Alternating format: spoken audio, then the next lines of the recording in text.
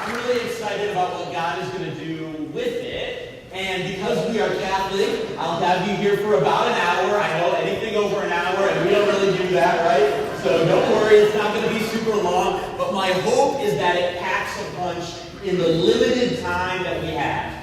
And tonight, we are just getting started. So if tonight you feel like there has to be more to the story, that is because there is. So stay tuned for tomorrow night and then our final night as well. We'll talk about that in a few minutes. But to get us started tonight, I would like to start with a story. And this story is about my favorite week of the year. My absolute favorite week of the year.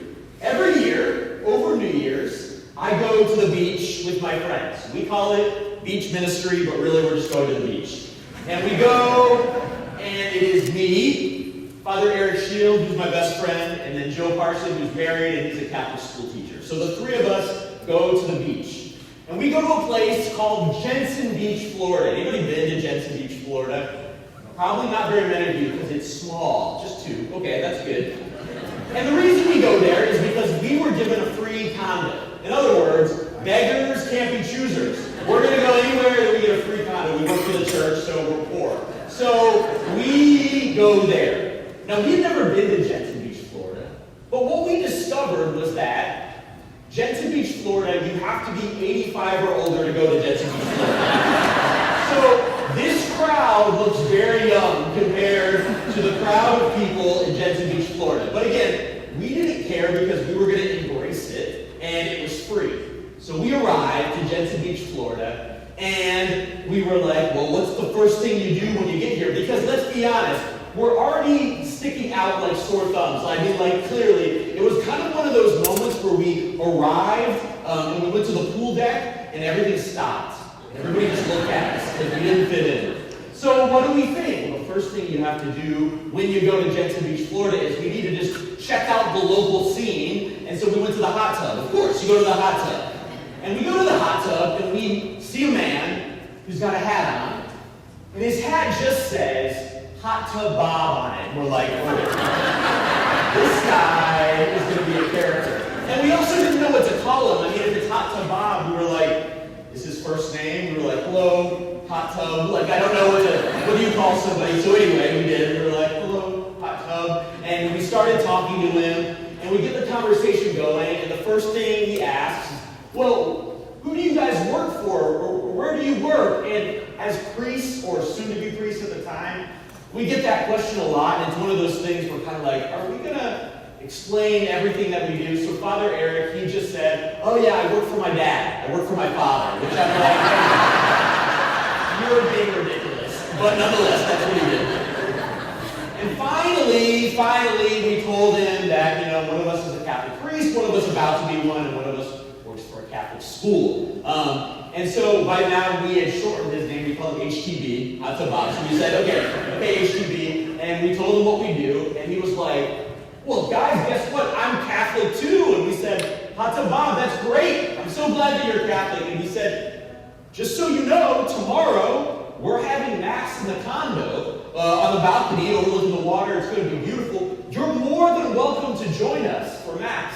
And he said, oh, yeah, I'll come. And it was one of those things where, like, is he? Like, is he really going to come? I mean, he's Hot Tub Bob. He's got to spend time in his hot tub. And so we didn't know if he was going to come. Well, the next day came, knock on the door, and Hot Tub Bob was there. But as we opened the door, it wasn't just Hot Tub Bob. He had brought 25 of his friends from the condo. 25. So they started packing in to our condo for this first Mass. And as we're having Mass and everything's going great, Hot Tub Bob says, well, would it be a Catholic Mass without a collection? So he takes off his Hot Tub Bob hat, and he passes it around, and we get $70 from his collection, which we later buy steaks with, which was just great. Now, this was 15 years ago. I have seen Hot Tub Bob and his wife Karen, who, by the way, just got a brand new hip, very exciting, and I just saw them for the last 15 years. We have built this incredible relationship with Hot Tub Bob and all the different people in the condo complex. Hot Tub Bob actually came to my ordination. He came to my ordination. I know. And he's actually here today. No, I'm kidding. He's not here.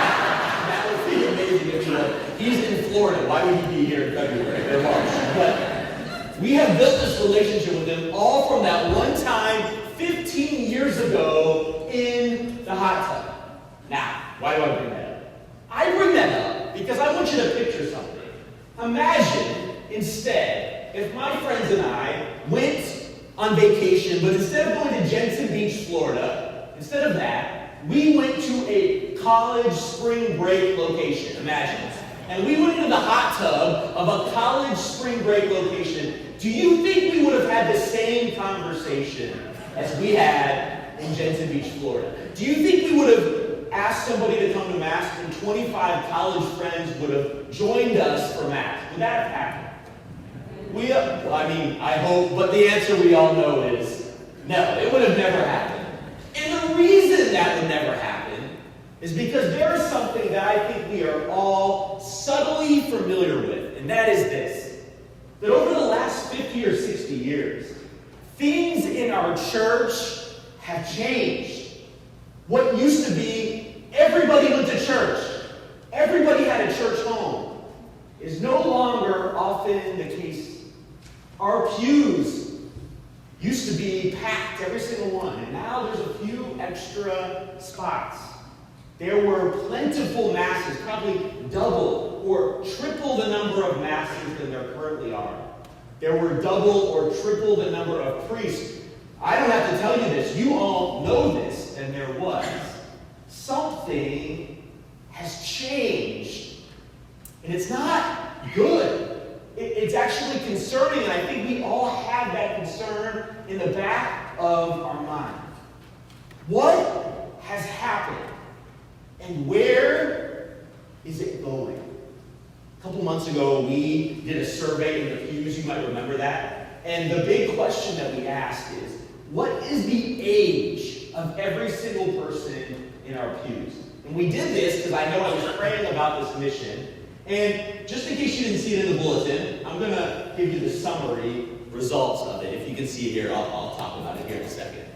What we broke it down by is age. And we said, in Erie County, 21% of all residents are under 18. But only 12% of our people in our pews are under 18. That's almost half. 18 to 25, 4% fall in that demographic. In Erie County, we are only at 3%. It's just low across the board, apparently. And then this one, 26 to 40 in Erie County, 16%. Here, only 8%, half. 41 to 60, 25% Erie County, us, 19%. And then we only start overperforming in the 61 to 75 demographic. In Erie County, it's 22%. Here, it is 37%. In Erie County, 11% are over 75. Here, it is 20%. As you can see from this, what used to be the norm is not the norm as you get younger and younger. But here's the thing. I don't need to tell you all this. For many of you, you have personal experiences of this being true. It is way more personal and emotional for a lot of people here. You have family members and friends that you want to be here so bad.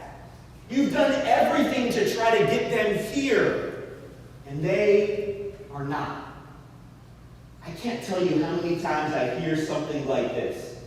Father, he did everything that my parents did. All of my kids, they went to Catholic school. We go to Mass every Sunday. And now, none of them, or very few of them, are practicing. What did I do wrong? They say it as their voices choke. Because the pain that it brings them, they say, it's undescribable. It's undescribable. I have good news in one sense, and that is this. I don't think you did anything wrong. The reality is, the rules changed. The game changed. The era that we lived in changed. And nobody saw it coming, or at least nobody planned for it. And all of a sudden, we find ourselves in a place we never expected ourselves to be in 100 years ago. And we're wondering why. And even worse, we're wondering, what do we do? The era that we used to be in, some could call it, you can call it a lot of different things, but maybe the best definition for it is what's called Christendom. Christendom is this: when the economic, political, and social life of the entire world that you live in is inspired by Christian principles. You don't even notice that it's there. It's just part of life. Let me give you an example of this. On Sundays, how many things used to be open? None. How many things are open now? Everything but Chick-fil-A, which is very frustrating for me. It's always going to hurt you. And Cane's is fine, but it's not the same. That's the first principle. The second principle is this. In Christendom, the primary need is for maintenance. You just have to maintain what you currently have. And the reason for that is because everybody's already involved. You just need to maintain who's here because you don't need to worry about other people coming in. There is no outsiders. Everybody is just already part of this place. And the third one is this. This one might hit most of them. Most people during this time are at peace with their faith. Very few people have doubt with their faith because very few people are being challenged by people outside the faith. This is Christendom, and maybe the best analogy is this. It's like a river with a very strong current, and you just naturally go with the current. And if you naturally go with the current, you will find yourself with God, along with everybody else. The only way that you will not get to God is if you actively swim against the current. That's what Christendom looks like. And that is the era that we are leaving. There's this amazing quote, because I'll be honest, I think we all know this era is gone. We are no longer in this era. Fulton Sheen predicted it 50 years ago. He said this: we are at the end of Christendom, not of Christianity, not of the church, but of Christendom.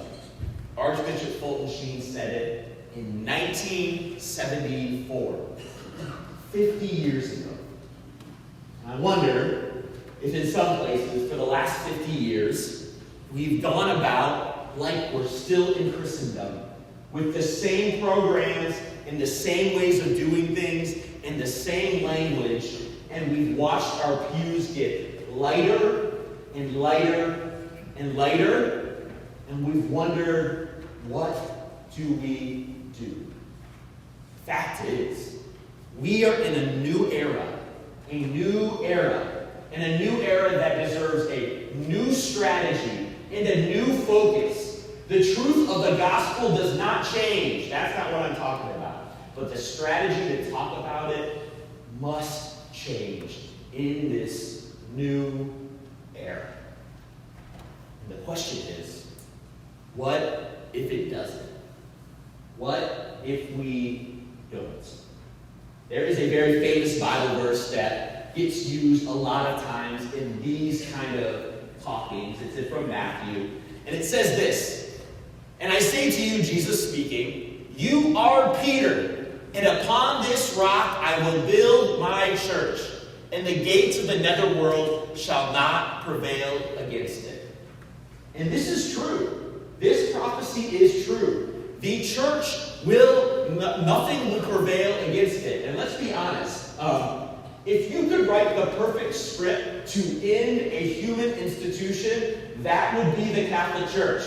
Whether it be the scandals we've had, or how big we are, or how universal we are, or the fact that we've been around for 2,000 years, if it was just a human institution, it would be over a long time ago.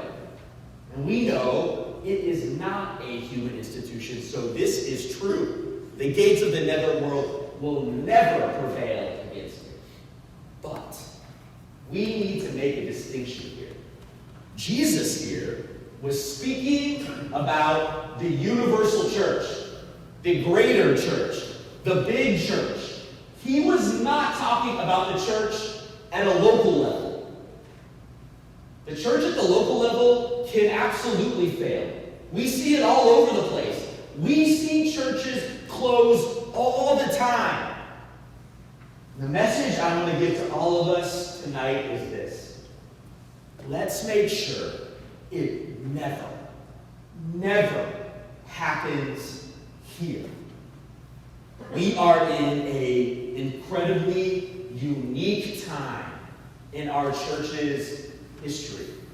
The fact is, if we are in this new era, we can make adjustments now so that we can thrive. It is not too late at all, but the window is rapidly diminishing.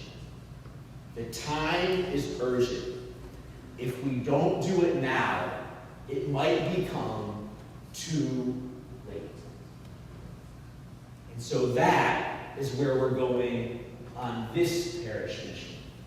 And I know I presented kind of a bleak picture tonight. I've just kind of talked about the problem tonight, but don't worry, it's only going to get better. Tomorrow, we're going to talk about what might the solution look like. And it's going to be pretty awesome. I'm going to have a team panel, which I'm terrified about, but it's going to be great. And we're actually going to end with a candlelit prayer service for those people that have fallen away. I'm really excited about that. And then on Tuesday, we're going to unveil, you guys are going to be the first to hear it, some of our ideas about where we're going. So you're not going to want to miss Tuesday. And even if you do want to miss Tuesday, it ends with a party, a Mardi Gras party, so you definitely don't want to miss that party. But before we go there, tonight we need to pray. See, if you look at the scriptures, if you look at the gospel, anytime Jesus was about to do something significant, anytime anything big was going to happen, anytime a change needed to be made, anytime he was going to do something uncomfortable, what did he always do? He went up to the mountain and prayed. So before we talk about any of that, before we talk about where the Lord is calling us to go, we've got to take some time to pray and to worship and to say, God, I will do whatever it takes to make my church thrive. And also, some time maybe, if you anything like me, it's been a crazy couple months, maybe you just need some quiet time to talk to God and tell him what's going on in your life.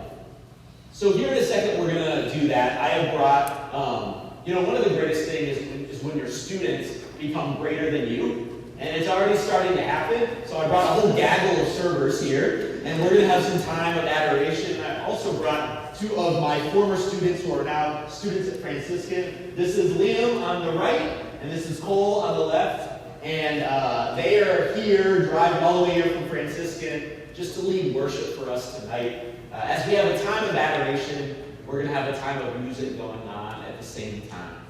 And before I hand it over to them as we begin this time of adoration, let me just say this. We are perfectly equipped to reach the people that we are currently reaching. If we want to reach somebody new, we've got to do something